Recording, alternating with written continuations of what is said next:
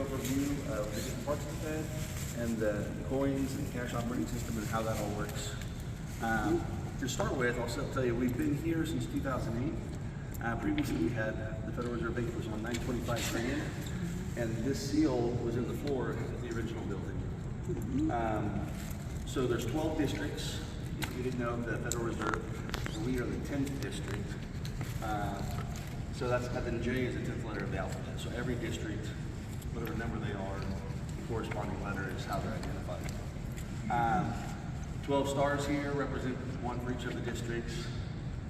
Eagle is strength, and the oak tree on this side is stability, and the thick leaf tree on this side branch represents peace. Harry Truman, does anyone know what the connection is of Harry Truman to Kansas City? President of the United States. He was president of the United States. And he grew up in Independence, right? Yeah. So after his presidency ended, he came back here to the area, and while he was waiting on his presidential library to be built, he actually took an office in the Federal Reserve Bank over on Green for several years while they were building. His Secretary of Treasury is who gifted him with this coin collection. So what's interesting is he got it in 1962, and later that year, someone came and robbed it and took every single one of his coins, and it was never recovered. So everything you're seeing here is a replacement. That was a 5-year effort of working with hundreds of collectors around the world to get all of these replaced. So then after all that is when they donated, that they gave it to us on their behalf or whatever to display it to the public. And just to let everyone know too, you're more than welcome to take video and pictures over here. Once we get to the cash vault side, then that's a no photography zone, but I'll let you know once we get there. So to start off, what I always like to do is just give everyone a chance to kind of move through and look at the coins. Obviously, you can tell here, we start with our first presidency, George Washington, go all the way down to our newest ones. In the middle, there's some commemorative coins. But the biggest thing that I always point out is number one, you know, some of the coins that we don't use anymore. So you'll see half cents in here, and eagles and half eagles. We have some double eagles as we get further down. Anyone want to tell me what they think a double eagle face value is worth? $20. So a half eagle would be 10, and then, or an eagle rather would be 10, half eagle would be 5. Then there's a quarter eagle, someplace like right here, which would be $2.50 and so forth. But anyway, as you look at these, one of the things you'll notice is there is no presidents depicted on any of these coins. When we started our nation, you know, we left the monarchy, and we didn't want to be viewed as setting up a new monarchy, which means, you know, like kings and queens, right? So we didn't want any of our presidents to kind of give that impression. So it wasn't until Lincoln's 100th birthday, you know, on down there during Roosevelt's tenure in office, was the first time we had any of our presidents depicted on the coin. Then a few years later is when they start to get normal and what we're used to seeing. Up to this point, most of what we see is different images of Lady Liberty or the Spirit of Liberty, which has been depicted by actual models to just different versions of how they wanted to depict her. Also, Indians were depicted on a lot of these. The other thing I'll point out is there was a law passed that no living president could ever be depicted on a coin. There's one time that was broken, but aside from that, that's why when you get down here to our presidential coins, a lot of people say, you know, we got missing for the last few or whatever, where they sold, now they just haven't been printed yet. So George H.W. Bush and Carter had passed away recently, so those will be the next two that'll get printed. But then everyone else, you know, that they'll wait until they pass before they'll make their coins. The other one that I'll point out specifically was the rarest in the collection is this 1907 double eagle. This was the first time that there's ever an inscriptions that are written on the circumference of the coin, which is the E Publius Unum. Anyone tell me what that means? I don't mean one. Exactly. So that's on the outside of it. The bankers hated this coin though when it first came out because it was so thick and pronounced that they couldn't stack it. They'd always fall over. So it was a pain in the butt. So the next printing, or the next time that they redesigned it, it's much thinner than the first one here in 1907 when they did it. But other than that, like I said, I want to give everyone a few minutes to look at them. Oh, you'll also see here we got a steel penny in 1943, which is, you know, wartime period, right? They needed the copper, so I'll look at all of them for a little bit. I'll give you a few minutes to kind of everyone to get a look at it. Then we'll come down here and we'll talk about some of the early currency that we have. Absolutely, absolutely. And I'm not going to go over much of the stuff in the middle, that everyone will have time to go through and kind of peruse through that at the end as well. Yeah.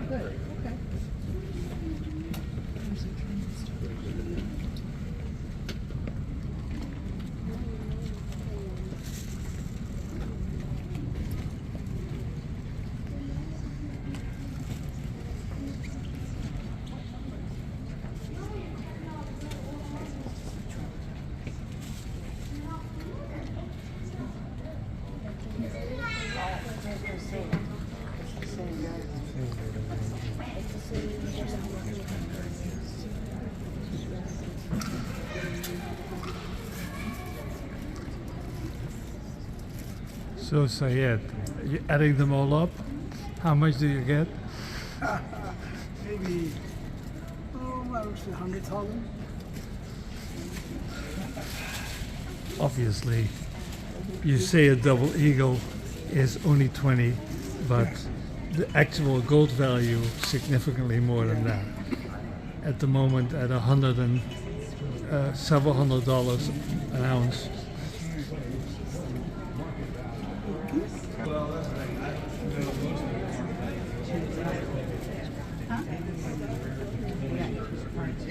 Don't take the ring, because the ring is only going to give you the face value of it.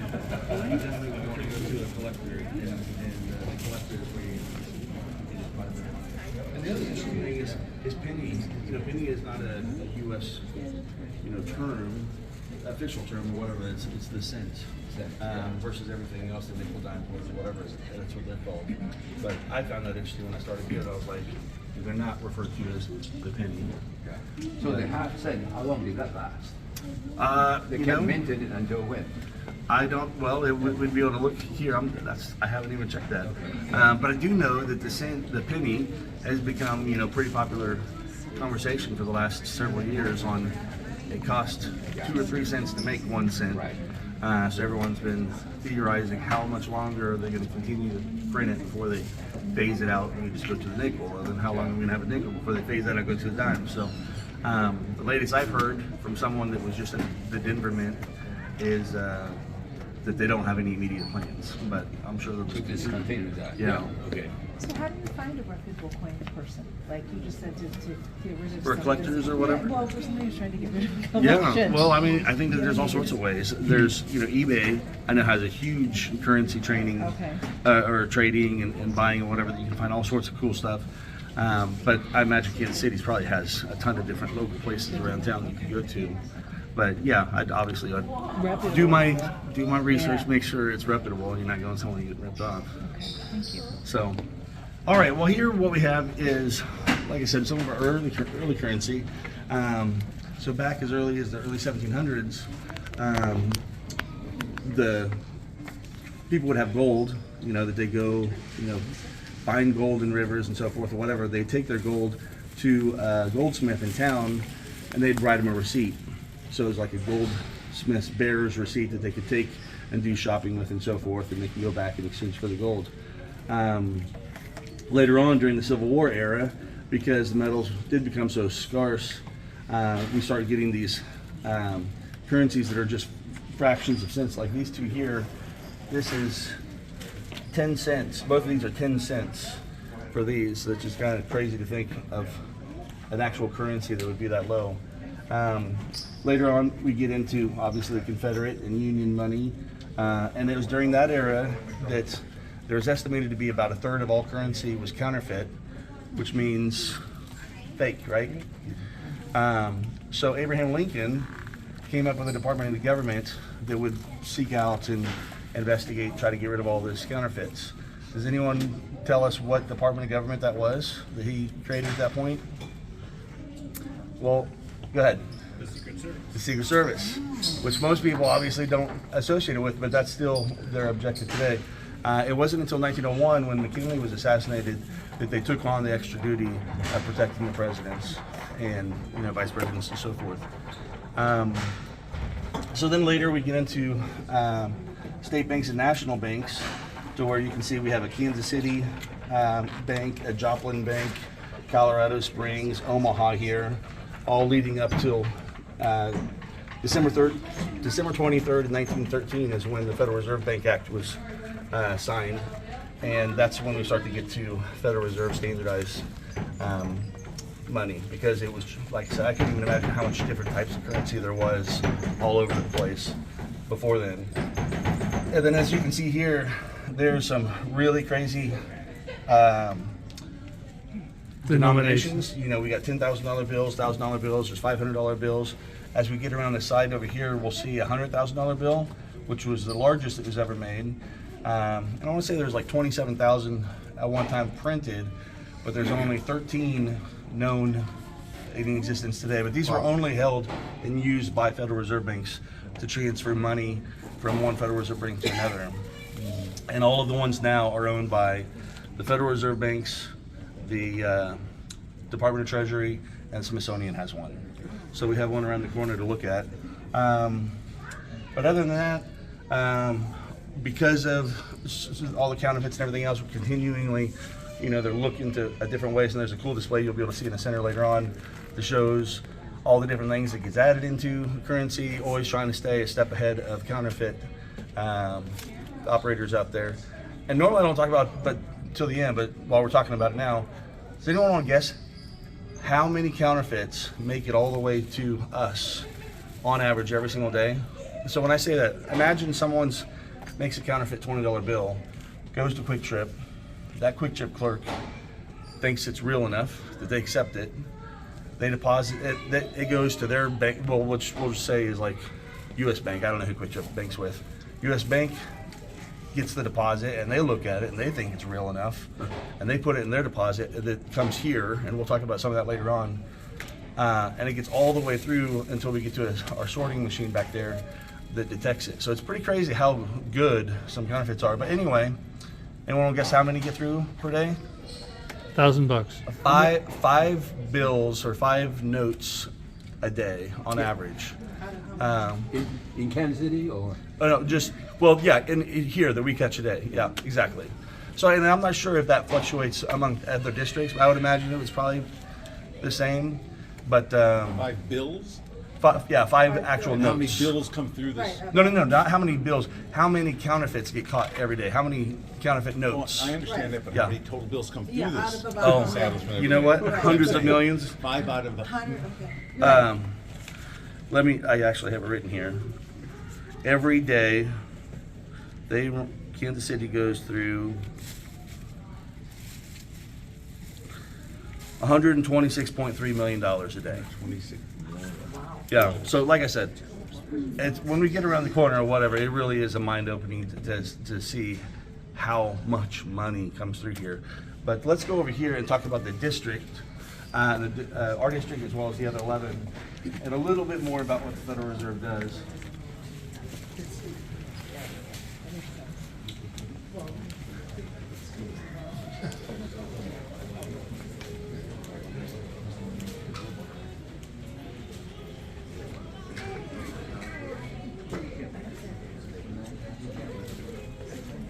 chance to filter in and check out some of that currency. Because it is crazy to think how much it's changed over the years and all the different denominations.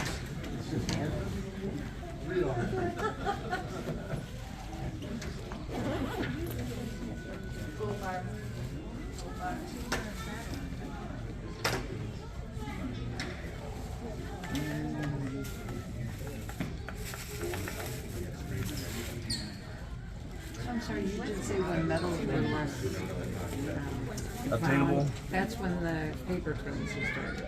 Well, I wouldn't say that it was so I much mean- that, as much as if you think about from early times, Yeah. you know, carrying around metals. Oh, sure. Well, it was not big of a deal. But then, you know, with inflation and everything else, as you get more and more, how much harder it would have been to not only carry, you know, all these different metal commodities and different things around, but then obviously knowing how to exchange it, you know, Right. without having to go through someone else every transaction that you have. Okay. So, but I'm sure, like, someone would tell you all the way to the beginning of the time, there's always been some sort of currency, whether it be, you know, an animal skin or whatever it is, that people have always traded something. But yeah, I would think that the metals would be pretty hard to navigate. Okay, so here's our system map. Let me get this to come on. So here we are, 10J in Kansas City. Our district that we cover are these 7 states. So you'll see a couple partial states. This hasn't not always been exactly permanent where there are some banks that through the years have kind of, you know, shifted between one reserve bank or another. Missouri, I'll tell you, is the only state in the country that has 2 reserve banks, which is pretty unusual. It's also, so we're the second largest by land coverage to San Francisco out here. Obviously, when you look at this, I think a lot of people, the first thing they think is, wow, it's crazy that the West Coast is as populated as it is. They only have 1 reserve bank. But you got to think back, you know, 110 years ago to what the landscape was like then. In Kansas City, well, as soon as they signed the Reserve Bank Act, that they were going to have these different banks throughout the U.S., everyone was throwing their name in the hat that they wanted to be a city to host one. Kansas City will kind of put them over the top with our competition, which was Denver and Omaha and Oklahoma City and some other areas, was that we had the second largest stockades in the country, only to Chicago, and we had some of the best routes out of here going west and then going south.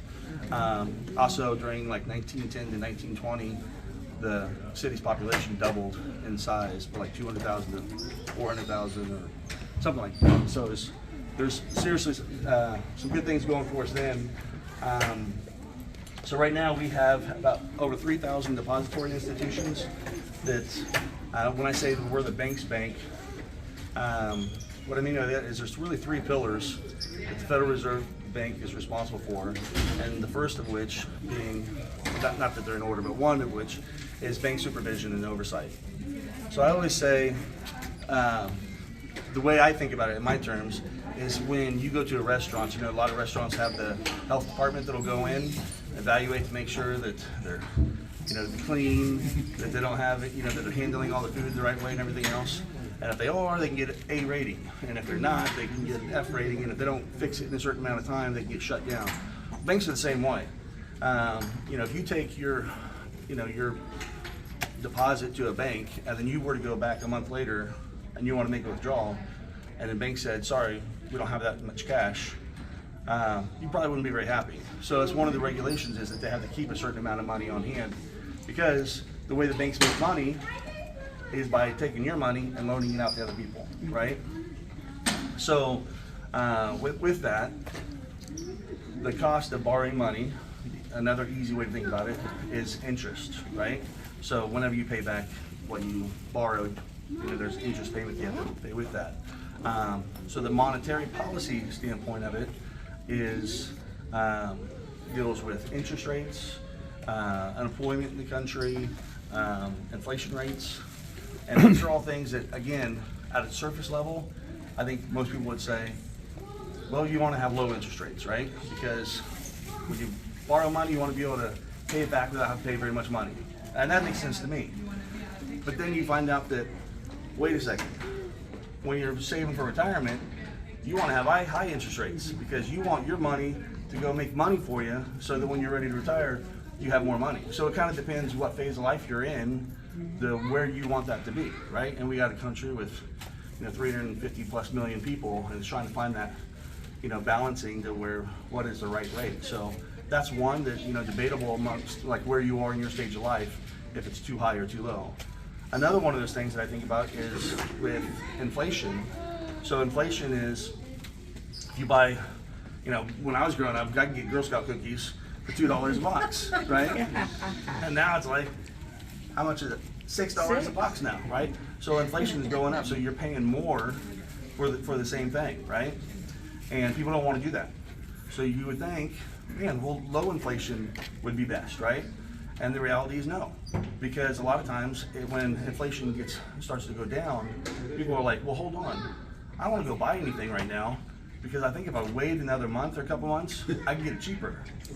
And like if I think the car market or the housing market or whatever is going down, I'm going to hold off if I can. Well, when the entire country starts to do that and the economy kind of gets stifled, well, then all of the people that work at factories that are making widgets, they're not selling them as much because everyone's kind of waiting to see if its prices are going to go lower. People start getting laid off, unemployment starts to go up, then that kind of messes up all the pricing too. So it really is that whole, there are people way smarter than me that are economists and so forth that have to figure out what are the right levels, if it's too high, too low. Typically, they say 2% is about the sweet spot for inflation. There's obviously been times when it's been way higher, and there's been times when it's gone lower than that. But that's the second thing. So monetary policy. And then the third thing is this payment system. So again, we talk about how we're the nation's, or the country's bank. So the same way that you make your deposits in your local banks, whoever they be, whether they're a national bank or a home bank, they take their money and they make their deposits in their reserve banks, whatever the area that they're in. And again, I'm going to show you kind of what that looks like when the deposits come in down here. But that's in currency, like in actual cash. But that's also in ACH payments and all things like that too. So the way that like everybody in the military or on any sort of assistance programs, the way that your money lands into your accounts, that's all runs through ACH payments, to where if that stopped, nobody gets paid. Well, and another thing is when you think about 9/11, a lot of people don't think about how pre 9/11, right? When you would write a check somewhere, and I always think this is interesting to think about. You go on vacation and say you go down here to Atlanta and you write a check at a grocery store. That grocery store takes and goes and deposits your check into their bank. And that bank goes and deposits it into their Federal Reserve Bank here in Atlanta. Atlanta then sends that check to Kansas City and debits that bank's account in Kansas City, and then that bank gets it from the Federal Reserve Bank that then sends it back to you, and that's when you write it off on your ledger that you just received your check back and that it's cleared, right? Well, when 9/11 happened and all the planes got grounded, nobody ever thought how many, like hundreds of thousands of pounds of checks that are being flown all over the world constantly because people's checks going all over the place. So that's when, after that, is what kind of spun up the paper to image, to where now when you go to like Walmart or different places, if you do write a check, they'll put it in their little deal and hand it right back to you and say, there you go. So it's quite a bit different than the way that it used to be. But again, interesting. That's like they say that, how's the saying go? The best thing for innovation is need, or something like that, or whatever. When something comes up, you have to be innovative. But anyway, let's go down and see. I always say, Question: Yeah. How does this Federal Reserve System compare to the mint, the Yeah, ones okay, that good print bills and that make coins? Sure. So one question I always ask is, so does everyone know who makes the currency? Where does the paper money come from? Does anyone know? The mint. A lot of people guess the mint. Okay. So it's not the mint. So the mint is where all the coins come from, right? So there's actually 6 mints. We get all of our coins that we use from Denver and Philadelphia, but then San Francisco makes the commemorative coins. West Point is where they have the gold bullion and silver that you can buy.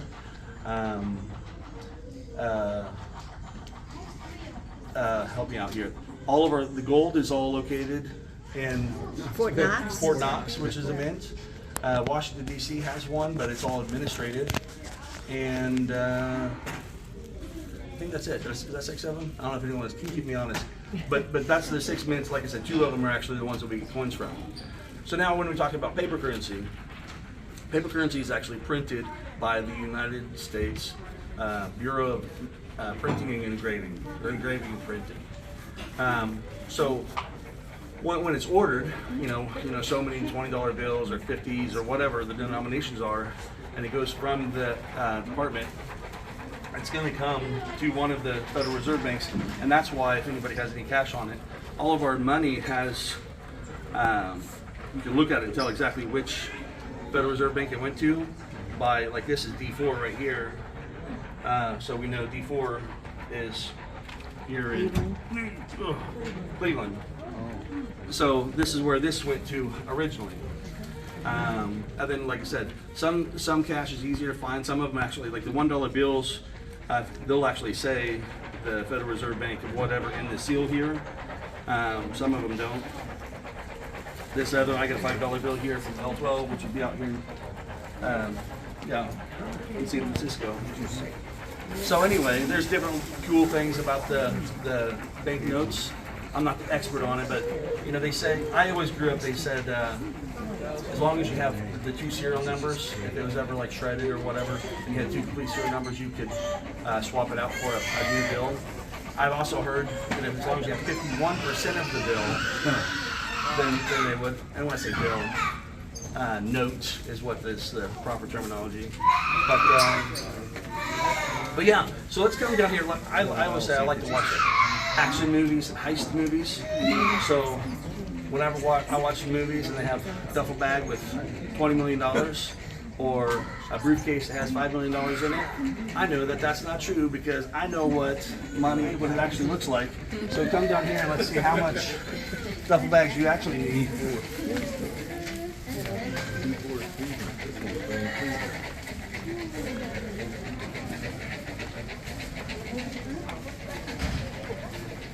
So this display right here is one of the cool ones. This is $100 bills. And I'll tell you before anybody asks, every single bill that you can see is, and this is where we kind of end the last part of the what you can video, okay? Okay. But this is, everything you can see are actually authentic bills. Everything you can't see, so like from here down where you can just see the sides of it, it's the material and the paper, but it's not printed on, so this is not authentic cash or whatever, but it's probably, I don't know, $3,000 to $5,000 worth of actual cash here. But this is going to show you $1 million, and everything here is double stacked. So if you look at the side, you can see this is 2 rows back. So this is $1 million of $100 bills, 2 rows deep. So I'm thinking, when I'm watching those cop robber shows and they open up a briefcase with $1 million in it, I doubt it, right? So this gets you to 10 million. This is 20, 30. I mean, this whole display shows what $40 million in cash would look like. And again, everything here is times 2 depth-wise. This is real money. This is all real of the material, but only the top ones that you can actually see the bills is the real. It's almost like if you came here and you looked at this one right here where it is up just a little bit, you can kind of tell that the one below it doesn't have the printing on it. But like I said, the biggest thing here is just to kind of give you a concept of how much it would take for that amount. One of the other things, I'm going to cover up the answer here, I always find interesting, because if you don't know, what we do a lot of here is we shred money. And people say, why would you shred money? Well, again, if you've ever been to a vending machine and you're trying to get your Coke out and it puts the money in and it comes back out, and you put your money in and it comes back out and drives you crazy, and you're trying to, work on the side of the machine to get it all straightened. That's why, right? We want to keep the currency to where it can still operate in all of the machines and so forth, and have, stay in good shape.